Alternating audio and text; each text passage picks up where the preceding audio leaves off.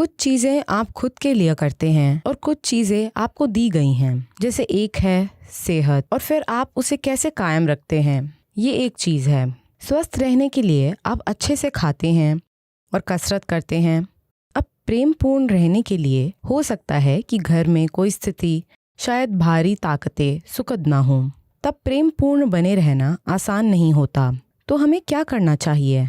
मेरा मतलब है कि हम क्या चीजें करें ताकि वैसे बने, या वैसे होने के लिए खुद को ट्रेनिंग कैसे दें। आपका मानना है कि आपको इसका अभ्यास करने की जरूरत है। अभ्यास यानी आप किसी काम को परफेक्ट बनाना चाहती हैं, है ना? हर समय प्रेम में होना। हाँ, वो कोई काम नहीं है।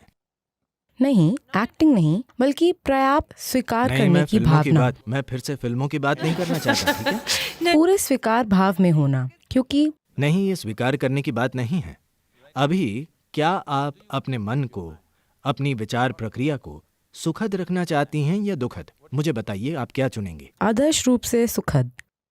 मुझे बस बताइए, सुखद या दुखद? आप इस बारे में सोच रही हैं? ये क्या मैं आपको उलझाने के लिए दुखद कह दूं? बिल्कुल कहिए। ठीक है, दुखद। अब मैं आपको आशीर्वाद देने वाला हूँ। नहीं नहीं नहीं, ठीक है, मैं अपने शब्द वापस लेती हूँ।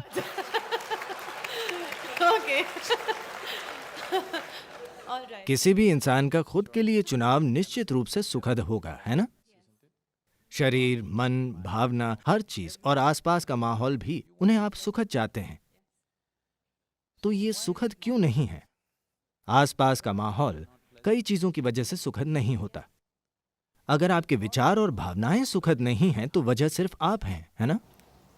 हाँ, आसपास का माहौल पूरी तरह से मेरे काबू में नहीं है। तमाम ताकतें मौजूद हैं, हमें उन्हें संभालना होता है, हमें उनमें हेर फेर करनी होती है। हम हमेशा अपने आसपास हर चीज में सफल नहीं होते।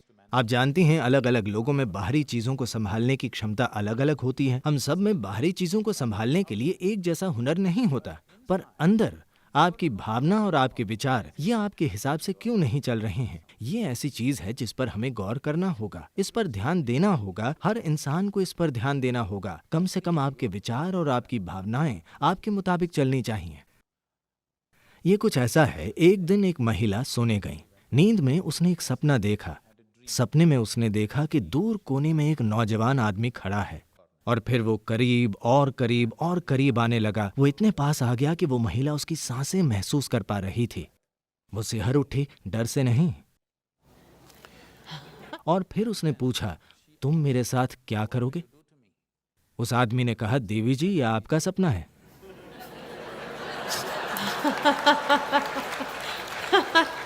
मैं कह रहा हूं कि आपके मन में जो चल रहा है वो आपका सपना है। अब जीवन के साथ समस्या है, ये नहीं कि जीवन आपकी मर्जी से नहीं चल रहा है। समस्या ये है कि आपका सपना भी आपकी मर्जी से नहीं चल रहा, ये समस्या है। मैं कह रहा हूं कम से कम इसे ठीक करें, कम से कम सपना अपनी मर्जी से चले। अगर आप वैसे सपना देखते होते जैसे आप अभी चाहते हैं तो आपके विचार और आपकी भावनाएं सुखद होंगी, है ना? दुनिया को ठीक करना अलग चीज है, वो अलग खेल है। उसके लिए काफी हुनर चाहिए। इसके लिए बस इच्छुक होने की जरूरत है। हाँ, आप लगातार खुशी, आनंद, प्रेम की बात क्यों कर रहे हैं? इसलिए नहीं कि ये अपने आप में कोई लक्ष्य है या अपने आप में लक्ष्य नहीं है। सिर्फ तभी जब आप अपनी ही प्रकृति से प्रसन्न रहते हैं, You stop being in pursuit of happiness.